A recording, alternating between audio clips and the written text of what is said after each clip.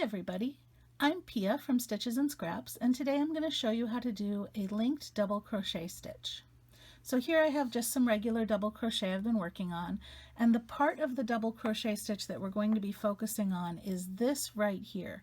This diagonal line comes from the yarn over, and what we're going to do is we're going to connect this diagonal line that's in all of these stitches. We're going to connect them to each other so that the stitches get kind of squished together and linked to each other. So let's start with a chain. You can do a linked double crochet with a chainless starting double crochet if you know how to do that.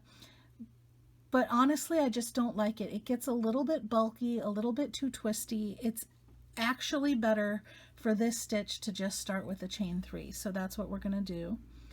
And if you don't know how to do the chainless starting double crochet, just ignore that whole part. Okay, so we're going to insert our hook into the second chain.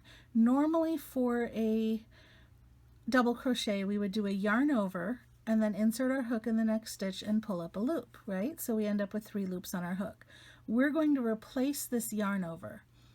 So instead of doing a yarn over, we're going to go into the second chain and we're going to bring up a loop in that chain. So this loop that we've brought up becomes our yarn over.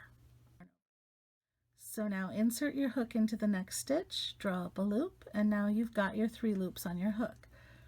So finish the double crochet like normal, and you can see this line. This is that same diagonal line. It's just that now it's coming out of our chain 2. So it's linked this stitch to the chain 2. So let's link another one. We're going to insert it under that diagonal line from the yarn over. So you can see you've got a little kind of V shape there. We're going to insert it into that loop there. So stick your hook in there and pull up a loop. That is going to act like our yarn over, and that's going to become this loop on the next stitch. And then finish your stitch like you normally would. And you see how that loop became this horizontal bar?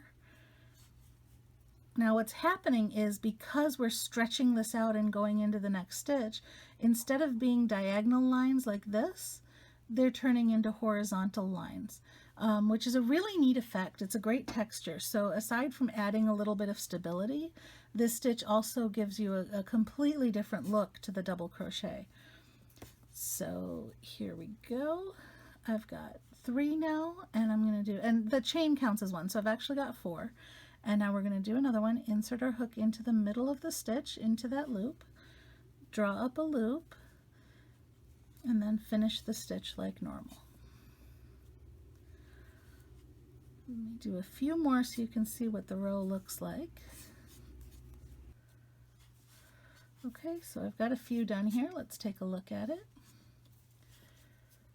And that is what the linked double crochet looks like. So you can see, instead of diagonal lines across each stitch, we now have this horizontal line across each stitch. This is great for borders and edgings, anything where you want something a little decorative and a little bit stiffer to help, help an object hold its shape or anything like that. It's a good hemline, that kind of thing. So I hope you like the stitch, and thanks for watching.